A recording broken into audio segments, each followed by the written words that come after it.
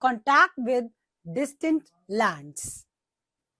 At the time when northern parts of India were ruled by the Mauryas and Kushanas, the southern India was being ruled by several royal dynasties: Satavahanas, Cheras, Cholas, and Pandyas.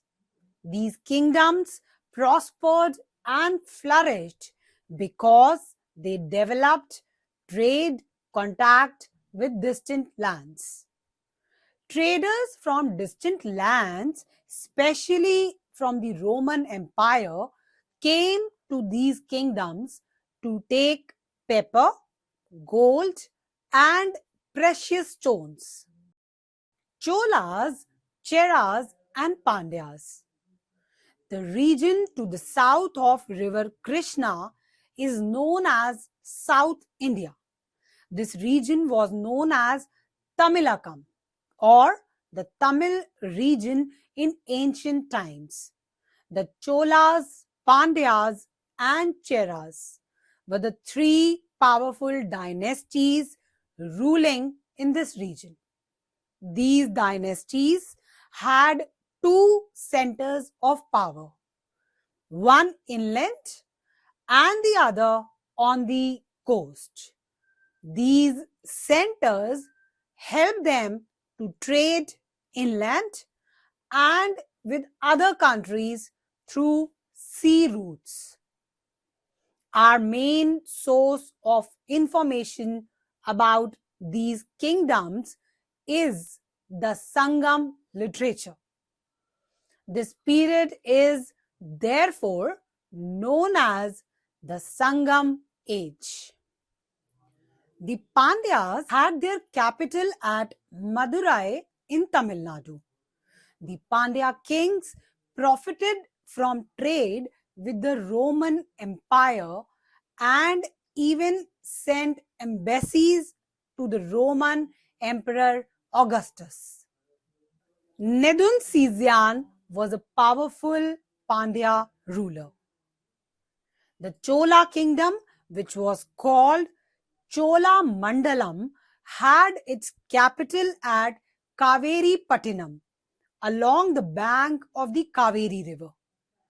It was a great center of trade and commerce and had a large dock.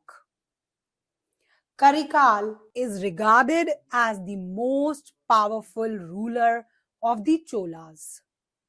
One of the main sources of the wealth of the Cholas was trade in cotton cloth. The Cholas also had an efficient and large naval fleet. The Chera or the Kerala country covered portions of both Kerala and Tamil Nadu. The Cheras also traded with the Romans.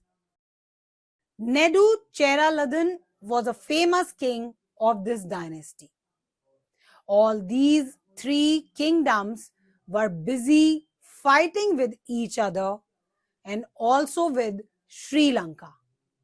But otherwise, these states were rich in terms of their natural resources and foreign trade. These kingdoms grew spices, especially pepper, which was in great demand in the Western world. Their elephants served as a good source of ivory, which was highly valued in the West. Their sea gave pearls and their mines produced precious stones. Both these were sent to the West. They also produced muslin and silk of fine quality. Trade was carried on with West Asia, Southeast Asia, China, and Rome. Satavahanas. In the Deccan and central India, the Mauryas were succeeded by the Satavahanas after a gap of about 100 years. Pratisthana in present-day Maharashtra was their capital. The Satavahanas are also called the Andhras. The Satavahanas extended their power over Karnataka and Andhra. Their greatest competitors were the Shakas, who had also established their power in the Deccan and the Western India. Gautami Putra Shatkarni, 106 to 130 AD, was the greatest ruler of the Satavahanas. He defeated the Shakas and extended his empire up to Karnataka. We get much of the information about him from an inscription composed by his mother, Gautami Balashri. The most interesting details about the Satavahanas relate to their family structure.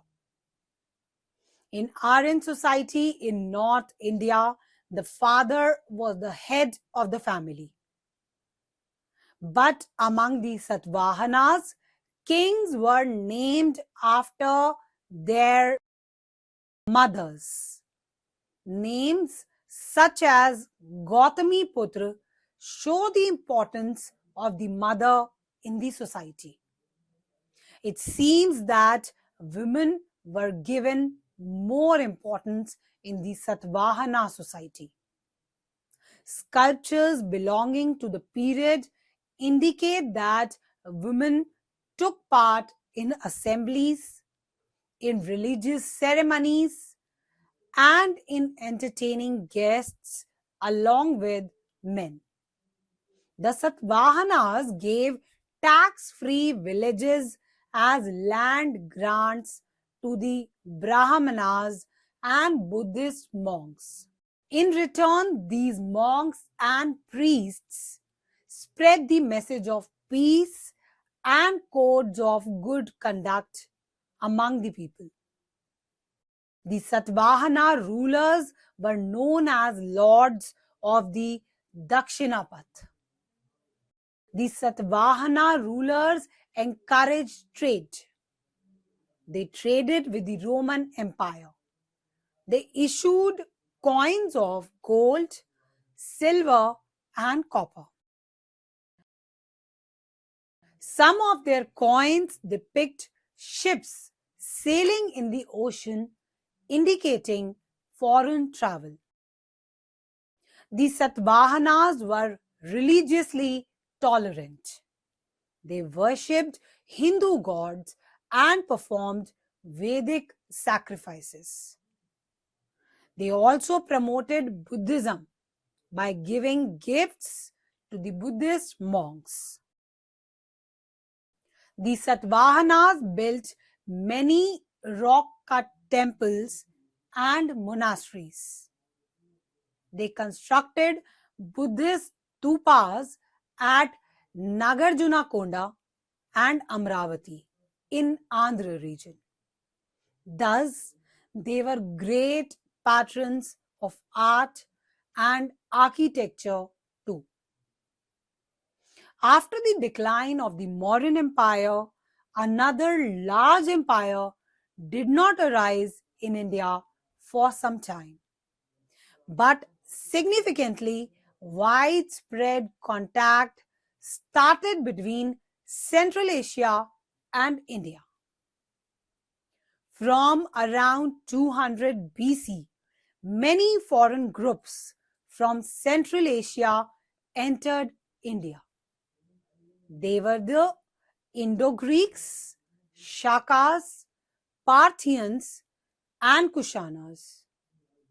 Of them, the Kushanas became the most important in the beginning of the 1st century AD and established their authority over the northwest frontier of India. The Indo-Greek, the first to cross the Hindu Kush and come into India, were the Greeks who ruled Bactria, a place in northern Afghanistan. They invaded and occupied a large part of northwestern India, including parts of Punjab and Kabul Valley.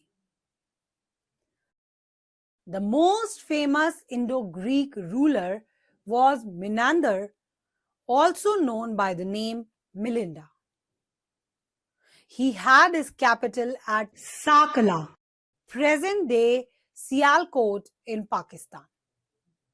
The Indo-Greek rule is important in the history of India because of the large number of gold coins which the Greeks issued. The Indo-Greeks introduced Greek style of art in India. The Shakas. The Greeks were followed by the Shakas or Scythians. There were 5 branches of Shakas and they settled in different parts of India like Punjab, Mathura, Western India and Deccan. Although Shakas established their rule in different parts of the country, only those who ruled in Western India held power for the maximum time, for about 4 centuries. They made a lot of profit from the sea trade of Gujarat and issued a large number of silver coins. The most famous Shaka ruler in India was Rudradaman I, AD 130 to 152. Although a foreigner who settled in India, he was a great lover and patron of Sanskrit. He repaired the old Sudarshan Lake in semi-arid zone of Kathiawar in Gujarat. This lake had been built by Chandragupta Maurya and played a major role in irrigating the dry regions. Parthians. The Shaka domination of northwestern India was followed by that of the Parthian. Originally, the Parthians lived in Iran, from where they moved to India. Gradually, the Parthians, like the other foreigners, became an integral part of the Indian society. The Kushanas. The Kushanas were nomadic people who lived in the mountains of north-central Asia in the neighborhood of China. The Kushanas ruled over Central Asia and the northwest India. Their 2 major centers of power were Purushapura or Peshawar and Mathura. Taxila was also a part of their empire. Later, they occupied the whole of Kashmir and Punjab and parts of the present-day Rajasthan and Uttar Pradesh. The Kushanas controlled a part of the Silk Route. Cadphises I, Cadphises II, and Kanishka were important rulers of the Kushana dynasty. Kanishka was the most famous Kushana ruler. He was the first Indian ruler with territories outside India. His capital was at Purushapura, present-day Peshawar. He is known mainly because of 2 reasons. First, he started an era in 78 AD, which is now known as the Shaka era and is used by the government of India. Secondly, he extended his wholehearted patronage to Buddhism.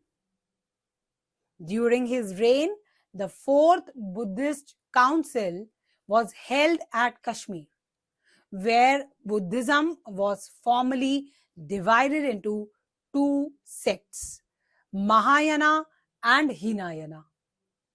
Mahayana became prominent during the reign of Kanishka. Kanishka was also a great patron of art and Sanskrit literature. His memoir is cherished with admiration as a great ruler, only next to Ashoka. Impact of Central Asian contacts. Better use of horses in the warfare. The Shakas and the Kushanas were excellent horsemen. They had introduced the use of reins and saddles. They had also introduced turbans, trousers, and heavy long coats necessary for horse riding. They also brought in caps, helmet, and boots, which were used by the warriors. Thus, they introduced a more effective form of military uniform in India. New political systems. The Kushanas introduced a stable satrapi system of government. The empire was divided into many satrapies. Each satrapi was placed under the rule of a satrap. Satraps were military governors, each with their independent army. Trade and commerce. India started getting a good deal of gold from the Alai Mountains in Central Asia. The Kushanas also controlled a part of the Silk Route, which started from China and passed through Central Asia, Afghanistan, and Western Asia. This route became a great source of income for the Kushanas. They took toll tax from the traders and in return offered them protection from robbers. As a result, Roman gold started coming to India. The Kushanas got a lot of custom duty from the traders. The Silk Route was a series of ancient routes from China to the Mediterranean Sea and the Roman Empire. Apart from silk, many other commodities were traded: precious stones, gold, ivory, exotic animals, and plants through the Silk Route. But of all these goods, silk was the most remarkable item for the people of Europe. The Kushanas were the first rulers of India to issue gold coins in a large scale. Thus, the Kushanas contributed a great deal to the riches of India. Mahayana Buddhism. A new form of Buddhism known as Mahayana evolved. As a result, statues of the Buddha were made at Mathura and Taxila. People began to believe in bodhisattvas, the person who had attained enlightenment. The bodhisattvas became very popular throughout Central Asia. Many caves were hollowed out of hills for monks to live in western and southern India. Most of the caves were located near passes through the Western Ghats so that traders could halt in these caves during their travels. Gandhara and Mathura schools of art. The foreign rulers became great patrons of art and literature. Indian craftsmen came into contact with the artists of Central Asia, Greece, and Rome. In the northwestern frontier of India, in Gandhara, images of the Buddha began to be made in the Greek and Roman style. The Buddha's images were made with sharp features and curly hair. Another school of art became popular in Mathura. Here, the images were made in purely Indian form. This school of art became famous as the Mathura School of Art. Learning and literature. Some of the great writers of the period, such as Ashwaghosh, enjoyed the patronage of the Kushanas. Ashwaghosh, a poet, wrote the Buddha Charit, a biography of Buddha. The Indo-Greeks contributed to the development of Indian theatre by introducing the use of curtain. The Greeks, Shakas, Parthians, and Kushanas gradually became a part of the Indian society.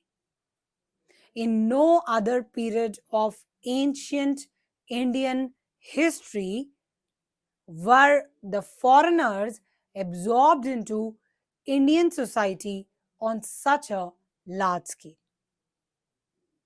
Arrival of pilgrims.